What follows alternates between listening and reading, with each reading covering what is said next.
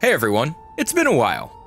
Again, to celebrate the 10th anniversary of Black Ops 3 Zombies and the horrifying passage of time, I thought it would be fun to revisit the game's launch map. One that I didn't particularly care for at first, to put it lightly, but quickly grew to love over the following months. It has been quite a while since I've actually revisited this one though, and there's been like 5 games and a couple corporate products since then, so let's take a deep dive into Shadows of Evil to see how well it holds up 10 years later.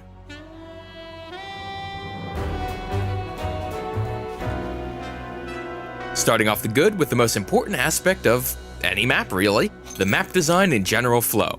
Shadows of Evil is on the larger side of things like your mom and features 5 main locations to play in.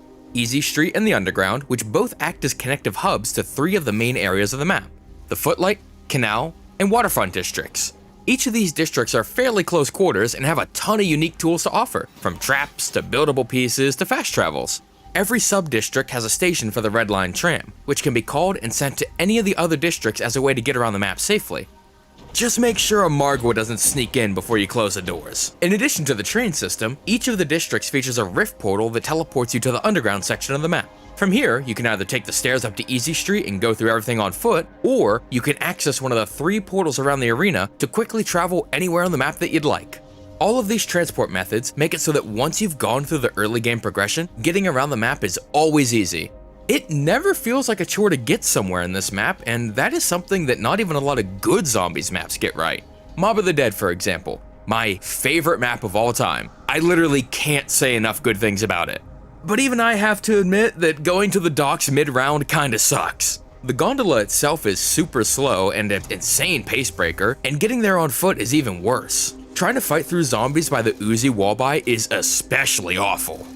I fucking hate this area so much, man. So the map flows well and the areas are all connected naturally. How about the play spaces themselves? Well, I'm happy to say that they all play pretty wonderfully. Shadows of Evil keeps the oppressive choke points of Mob of the Dead and Origins, and does have a couple open areas to run around, but they're far less safe spacey than previous maps, if that makes sense. They all have a lot of conveniently placed garbage to make kiting harder, and the most important aspect? Those spawn points. Oh, the spawn points are really cunty on this map. In a good way though, not in a way that makes the game super unfun to play, but in a way that keeps you on your toes and actively makes you think before moving. Like up these stairs in the Footlight district. If you don't have ammo and a zombie just so happens to pop out of that window, you're kinda fucked. So you have to be sure to either kite up every single zombie beforehand, or have the resources to deal with possible threats.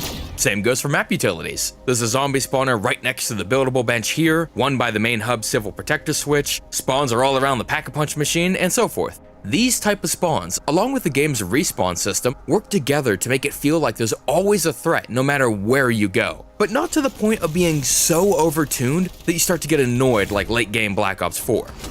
And finally, let's talk about lighting direction.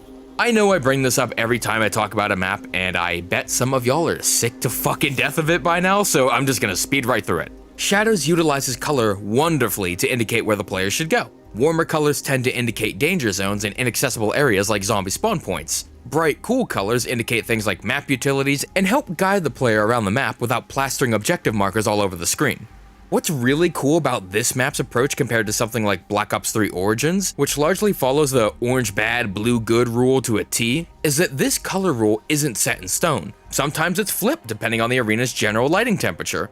Let's say if the area is mainly orange, the spawns will sometimes be indicated by light blues and teals just to catch your eye. Contrast is the name of the game here, and it works out so wonderfully.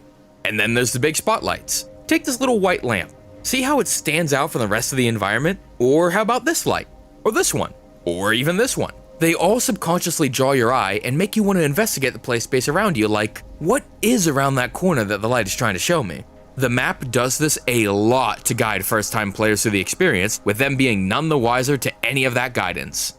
It's a really strong aspect of Blundell's maps in particular, and I haven't the faintest as to why Treyarch largely abandoned it in favor of objective markers and lighting that feels ripped straight out of Warzone, but hey, that is just how it be nowadays. Now, something that actually used to be important in zombies maps, believe it or not, is the early game setup. Okay, I couldn't help myself. On spawn, you're presented with this weird purple altar that allows you to transform into the Beast, a large apotheconian creature with the ability to see what human eyes cannot. At the insistence of the Shadow Man, you then use this power to explore the changes in the environment that only the beast can see, which leads you to opening up new areas of the map, powering up perks, and acquiring key items to perform 4 sacrifices throughout the city. Because of how spread out everything is, you can't just unlock everything with 1 or 2 transformations. You'll spend a good handful of rounds making your way through the city and getting used to where everything is during this process, so that by the time you actually unlock the Pack-a-Punch and the rounds really start to get a bit tougher, you're familiar enough with the play space to survive.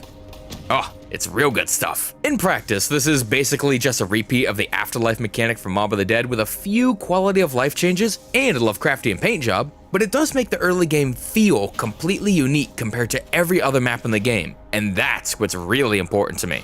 As much as I adore Black Ops 1 zombies, it's still my favorite zombies game to this day, around the midway point, the early game started to feel a bit repetitive, and even Treyarch seemed to understand that. No power.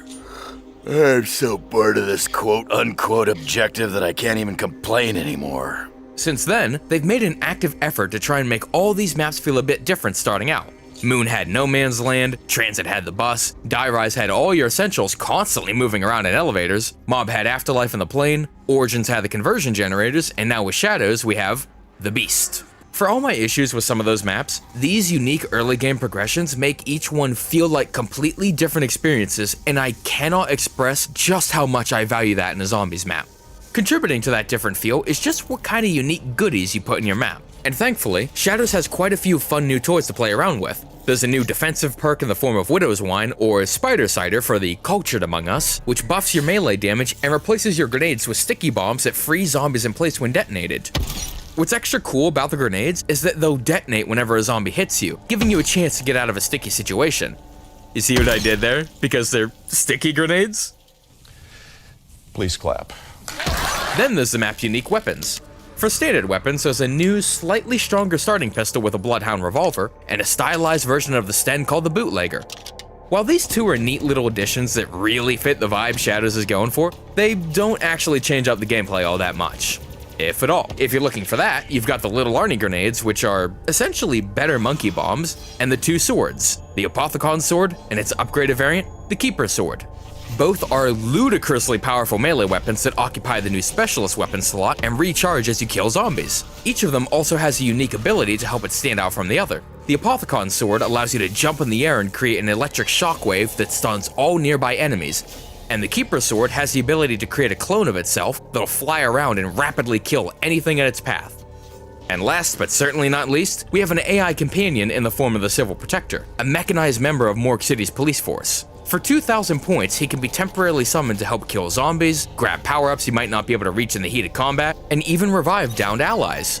Or yourself in solo play. And if you complete the main quest, he gets upgraded, sporting a Pack-a-Punch K-44 and a brand new Short Circuit 2 gold paint job. But let's cut the shit for a moment. Realistically, I'm pretty sure most of you just use him to cheese Marguas.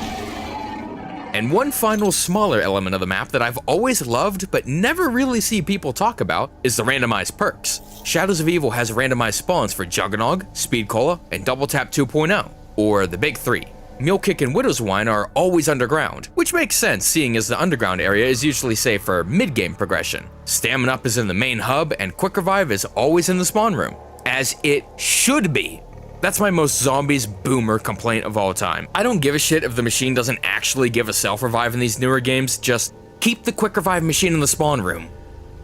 Where Shadows sets itself apart from other maps with randomized perks like Shinonuma, Nuketown, Shangri-La, Dead of the Night, and Shinonuma again, is that you can actually tell where they are. By the door to each main area is a shattered perk bottle that indicates what perk will be beyond that door. You can then let that knowledge influence your early game progression. For example, I've always liked going to the Footlight District first. It's the most comfy feeling part of the map for me, but in some matches, neither Juggernog or Double Tap are there. Some games are in the Waterfront District, which I've always found a bit trickier to play in general.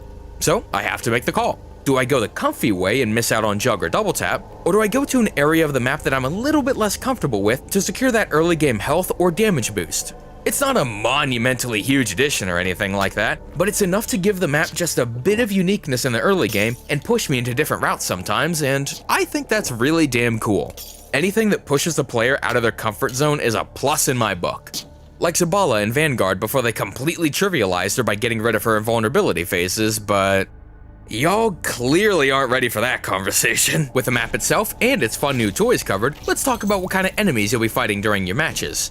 Being a zombies map made before the corporate dark ages, Shadows of Evil actually has brand new special enemies to tackle. There's aerial pests with parasites, suicide units with insanity elementals that I will just call meatballs from now on like a normal human being. Hey friends, Editor Rizzo here. This is like 5 days before this video comes out, but watch as I don't call them meatballs a single time in the rest of the video. And of course, there's the map's big bad, the Margwa. An enemy so influential that its presence is still being felt to this day in the form of the Abomination. Let's start off simple with the lower threat specials. Parasites. These guys are great popcorn enemies, as Blundell put it. They're very easy to kill and don't do much damage, but the fact that they're airborne threats that can attack from a range automatically makes them feel more important than they actually are, which gives more threatening enemies the opening to actually kill you. The parasites themselves almost never actually land that killing blow, and once you start to learn that, you can just leave them be. But while you're learning the map, they steal your attention and trip you up, and that's why I love them. Insanity Elementals. These fast-moving suicide bombers begin spawning in during normal gameplay after unlocking the Pack-a-Punch, and are essentially this map's replacement for Hellhounds. I've always loved quick, low-health suicide units like this. They aren't the most threatening when you analyze them in a vacuum, but the threat of extra AoE damage softening you up so other enemies have an easier time killing you is enough of a danger to actively force the player into target prioritization.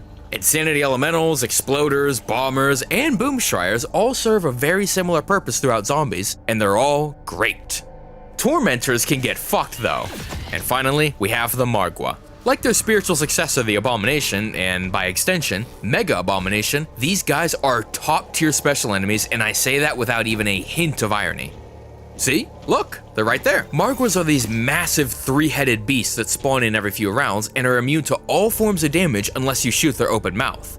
They start out as slow-moving area denial units with a high damage slam attack and don't seem too threatening at first, but the moment you blow off one of their heads, they transform into fast-moving, super oppressive heavies that become priority number one in almost any engagement. In both phases, the Margwa also has the ability to teleport to a location near you if you try to run away. This makes it so that you can't just ignore them like so many other elites throughout zombies. When they show up, you have to play around them since they'll always catch up to you no matter where you run off to. And because they don't always have a mouth open in phase 2, you can't simply insta-delete them from the game and trivialize their entire existence like so many other elites. There's something you actually have to work to kill, and because they become invulnerable when they do that slam attack, they completely counter camping strats. The part I love about Margwas most though, is that you control when that second phase starts. But once you cross that threshold, you can't turn back. That thing is gonna charge at you until it's dead, so if you pop ahead at a really inopportune moment, it might cost you the entire match. Abominations would end up doing a similar thing, but due to their long-range laser attack, you actually feel pressured to take them down as soon as possible, no matter what phase of the engagement you're on. I think it's a real testament to just how great of a design the Margwa is that Treyarch was able to take the basic idea of it and revamp it just a little bit to fit an entirely different style of game. The Margwa complements the slower, more thoughtful pace of Black Ops 3, and Abominations work well within the frantic pace of Cold War and Operation Deadbolt. Again, a real testament to the Margwa's design, and it proves that two kings can coexist. So now that we're finally through the gameplay, let's talk about the map's world and style. Taking place in the fictional Morgue City in 1944, Shadows largely abandons the grounded-ish feeling of earlier Zombies entries, and instead melds the diesel punk aesthetic of Origins with Lovecraftian mythos and a city that feels ripped straight out of a classic noir story. Every single corner of this world feels authentic and lived in. Every little store has a unique sign, lights and car engines are still on due to just how sudden the Apothecony invasion truly was, cigarette butts can still be seen sitting in ashtrays from earlier in the night. It all feels so alive and authentic. No matter where you go in the map, every single corner feels tangible and real. And what really elevates this from good to great is the map's soundtrack. It had become a staple of Zombies by this point, but every single area has a unique underscore that plays when you spend time in it, and they all fit the area's unique style and the overarching style of the ritualistic sacrifices. You don't really notice it if you're a go go go kind of player like myself, but should you stop to smell the roses, so to speak, it's really easy to get immersed in the world that Treyarch and Co have crafted here, especially with how strong the general sound design of the map is. And one last thing to mention on the sound front, the round change stingers. The round end stingers have this upbeat, jazzy tone to them to celebrate yet another round survived, only for the round start stingers to start jazzy at first, but then they bring that tone down just a bit at the end there, signaling the end of that brief moment of respite and the start of another onslaught. Another element that helps this world feel as well realized as it does is the cast. Shadows introduces us to a completely new playable crew brought to life by an all-star cast, largely consisting of actors who no one under the age of 30 knows. Corrupt detective Jack Vincent, femme fatale Jessica Rose, underdog boxer Floyd Campbell, and eccentric magician Nero Blackstone, portrayed by Neil McDonough, Heather Graham, Ron Perlman, and the legendary Jeff Goldblum respectively. Each member of the cast is modeled after a classic noir archetype, and they all fit this world wonderfully. Jessica and Vincent especially feel like they are plucked right out of the pages of a gritty old detective novel. But in true Zombies fashion, there's just enough humor mixed in to prevent us from going full grimdark. As for these characters' roles in the story, they're all pretty awful people. Vincent killed his informant to cover up his role in the corruption of Morgue City's police department. Jessica butchered a press photographer that could have jeopardized her big breakout into the film industry. Floyd brutalized his opponent in the ring to secure a shot at the title. And Nero killed his wife because she spent a lot of his money and nagged him. You know, I feel like you could have resolved this one way easier than the others, but you know what, whatever, man. These sins, all committed on the same night, weaken that veil between realities and allow the Apothicons easier access to their world, where the Shadow Man would inflict the 4 sinners with the Mark of the Beast and manipulate them into performing a ritual that would allow the Apothicon overlords to fully manifest in this reality. The way these characters bounce off each other once shit actually hits the fan is really great too.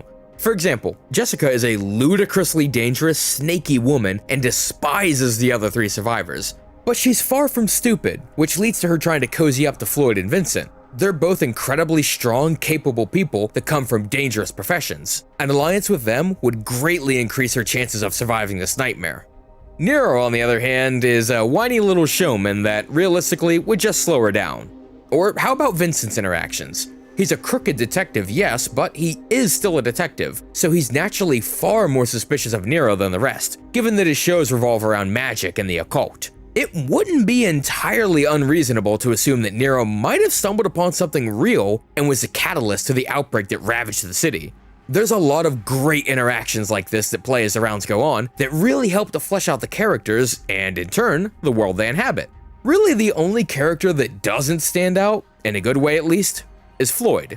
I get what they're going for here. A down on his luck, apathetic loner without much to say, and the little that he does say is rather deadpan. Where the problem comes in is that they spent so much time making sure you know, hey, this guy is the underdog loner type, that they kinda forgot to give him any other character traits. His character also isn't as fleshed out as Vincent, Nero, or even Jessica. Those characters are all given enough backstory to feel like real people with real histories. Whereas Floyd, I get that he wants a shot at the title, but I get literally nothing else beyond that. If you want to see an example of this deadpan, loner, tough guy character done infinitely better, just look to Black Ops 4 and Bruno Delacroix. Holy fuck, what a man! Alright, let me just add you to the list real quick. All of this, the art direction, the characters, and the music comes together to create a tangible, living world where every single match has this unique cinematic flair to it, and you really feel like you're transported somewhere entirely different from the rest of Call of Duty. And finally, to wrap up the good, let's talk about the little things that I couldn't really fit anywhere or aren't notable enough to deserve their own segments. Shooting the Shadow Man at the start of the match allows you to skip to rounds 5, 10, or 15, and gives you a handful of points to help your late start. I know it isn't every Pony Bazinga's cup of tea, but completely optional features that change up the early game and allow you to get right into the action, be it No Man's Land Survival on Moon, the Rampage Inducer in the newer Zombies titles, or shooting the Shadow Man here. That's what I'm talking about, Shadows! You know I love that shit! The tiny little Easter eggs around the map, from the little Arnie dancing to the Margwa hat to the donut trip mines. They don't really do all that much gameplay-wise, but their inclusion is kinda charming, and really, that's more than enough for me. Zombies have unique AI behavior in this map. They'll stumble and trip while running and just fall to the ground randomly. I always like little details like this because it helps the enemy AI feel more alive, if that makes sense. Unfortunately, this behavior was cut from every other map in the game, and it wasn't just commented out in the AI scripts. No, they made a whole new function that disables the stumble feature, and this function runs every single time a zombie spawns. Don't know why they went out of their way to make the game less interesting, but sure, go off, sis. Underneath the spawn room, there's a copy of the 4 gate worms and pieces to build the Apothicon servant, likely leftovers to make testing quicker during development. The classic perk machines all have new jingles to fit the 1940s aesthetic of Morgue City. When you need to feel big and strong. Reach for Juggernaut tonight. When Insanity elementals run into each other, they get mad and start screeching like pissed off little critters. I don't know if this was intentional, but it got a really good laugh out of me during filming. The interact trigger for the Apothicon eggs is present at all times, which means if you hate doing the little puzzle to open the wall, you can just no-clip in and pick up the egg. And lastly, at the very end of the Shadow Man's boss fight theme, you can hear Hawk Tua in the lyrics.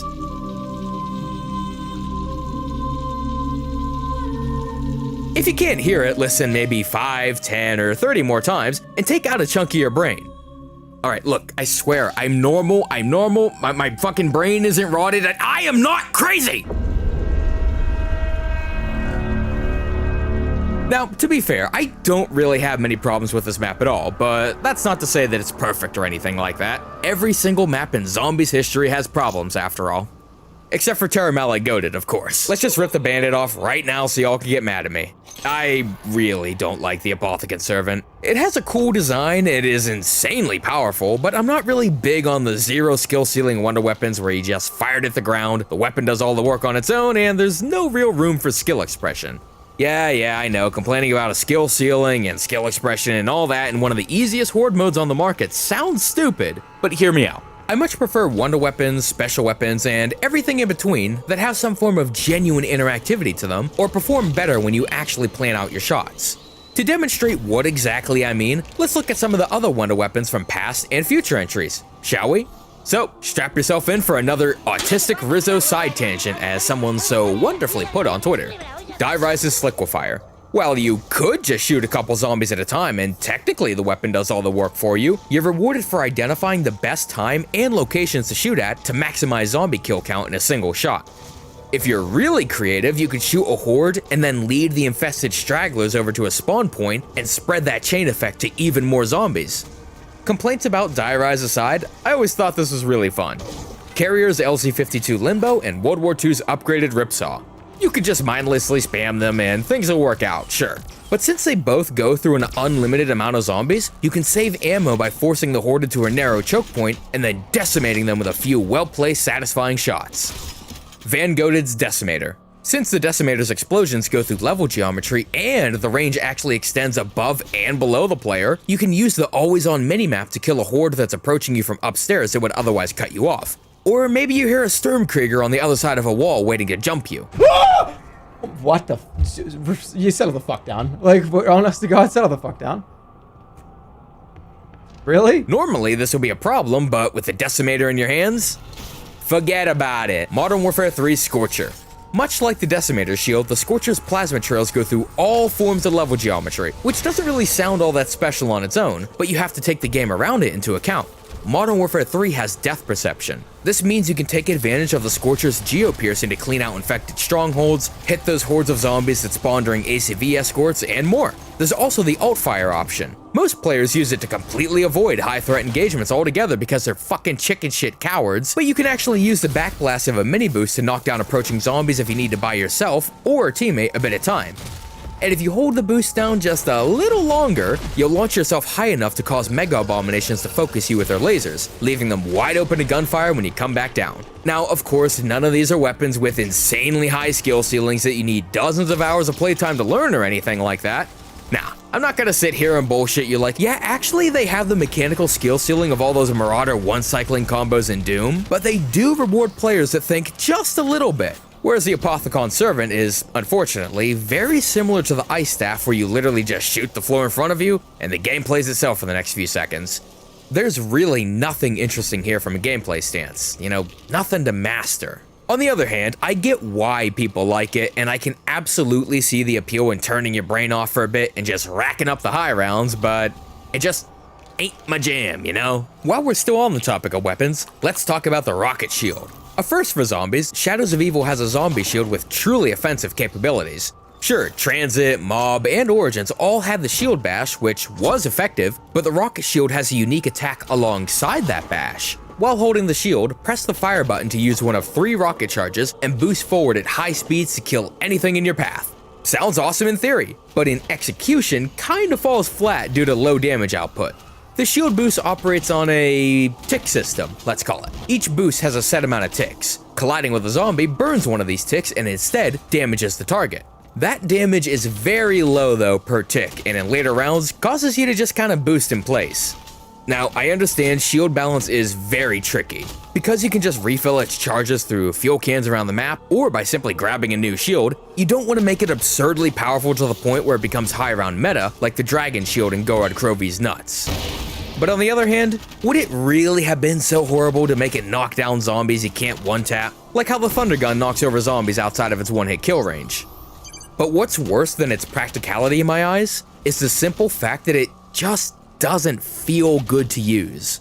Feel is super hard to convey in a video, but let me try my best. Alright, see how even though the shield does kill the enemies in my way, it kinda stutters on each of them when you need more than 1 damage tick? This isn't too bad with 1 zombie, but when you're in a precarious situation and you really need to get multiple oncoming targets out of the way, this ends up not only decreasing your travel speed, but it also just feels jank, for lack of a better word. So, the Servant and Shield, those are highly opinionated. You might love them, and that's totally fine. But how about something that isn't a matter of opinion? I'm talking, of course, about the map's technical issues, more specifically, the audio issues. I don't know what causes it, but after a certain point, character dialogue will just stop playing altogether, which means unless you listen to the character quotes on YouTube, you will likely never hear a good amount of the late game or main quest dialogue. This doesn't sound too bad at first, but you miss so much about the characters, how they interact with one another, and of course, the reactions to the events around them. Losing this makes the world feel so much less alive, which especially sucks given how good the rest of the map's presentation is. Like I've said so many times throughout this video, this is a world that feels so well realized in every little corner, but when this bug rears its ugly head, a lot of that is sadly lost. And what better place to end this segment off than, well, the ending. As I praised earlier in the video and about 5 fucking seconds ago, Shadows of Evil has a solid narrative and a world that feels oh so alive. And all of it is completely undermined by its twist ending? I'm so sorry. I really don't have time to explain. I have a universe to set right. Thank you and goodbye. Don't you dare give me a cliffhanger. Is that seriously how you... Don't you dare. You gotta be fisting me! I wouldn't even call this an ending, it's more like a punchline. One that, in all fairness, did manage to get the community excited to see where the DLC would take us in future maps. I know, I was there, but it came at the cost of completely kneecapping the entire Shadows narrative and leaving a ton of dangling questions. Questions like, what happens to the city? Do the zombies canonically keep attacking? What about the Mark of the Beast on our crew? Does that get lifted? Or how about the Keepers and Apothicons? What's going on with them? Did killing the big squid in the sky actually do anything? Well, we kinda get answers, but it's so half-assed. The only resolution we get in the map is a single quote from Jessica saying, "So, I guess things are gonna stay the way they are." And then a radio from Maxis saying, "I know many more dimensions will be lost forever as we continue our journey towards peace." Which the zombies timeline would later confirm. In the interest of objectivity, it is a resolution, but it's such a nothing cop-out of an ending that sucks all momentum out of the world and its narrative.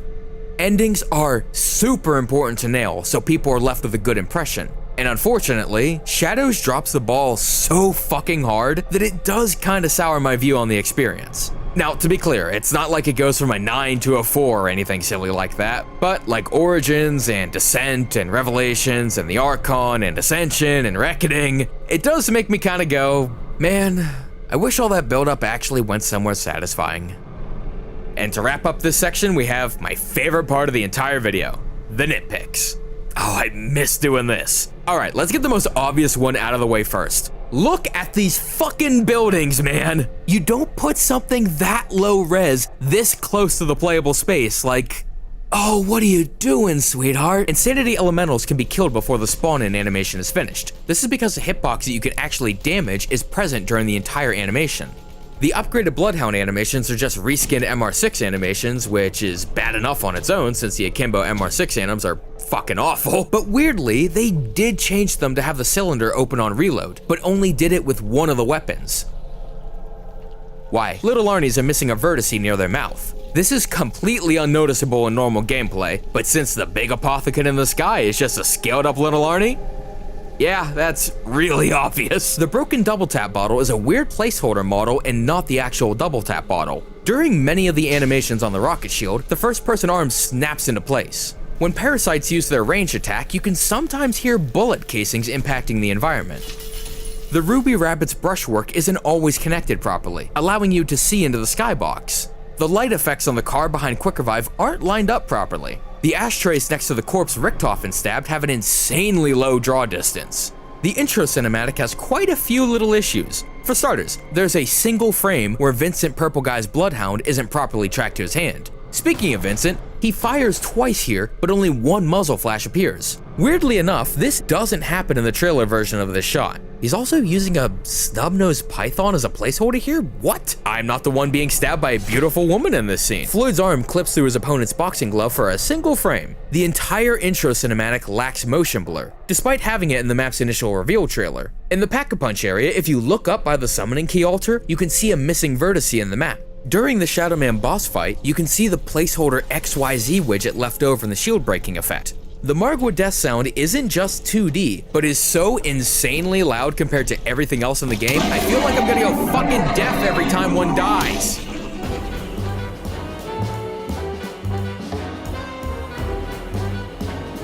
So, in conclusion, Shadows of Evil is a great evolution of the air quotes new style of zombies that Blundell started with Mob of the Dead in Origins. It has a well-crafted layout, the world itself is wonderfully well realized, the new special enemies are all great, and most of the cast is solid. However, it's not without fault. There's some technical issues, the otherwise strong narrative doesn't really have a proper ending, and I know I'm probably alone on this one, but the main wonder weapon just isn't my cup of tea. That being said, the map's strengths easily outshine these few issues and still stand strong as one of the best zombies experiences we've ever seen to date. Well, that's all for today. I'd like to thank you all for joining me in revisiting a map that honestly means a lot to me. It's a map that really got me started on YouTube and allowed me to meet so many wonderful people that I hold near and dear to this day. So, what's next in terms of YouTube content? Nothing, probably. I mean, never say never, but this video is the only thing I have planned at the moment. Zombies in general has kinda taken a bit of a backseat for me in the last year, but I really did want to do something small for Black Ops 3's 10th anniversary. That being said, the idea of doing something for Infinite Warfare Zombies' 10th anniversary next year is very tempting, but no promises. I don't want to string you along. So, thank you for tuning in, everyone. Take care of yourselves and have a wonderful day.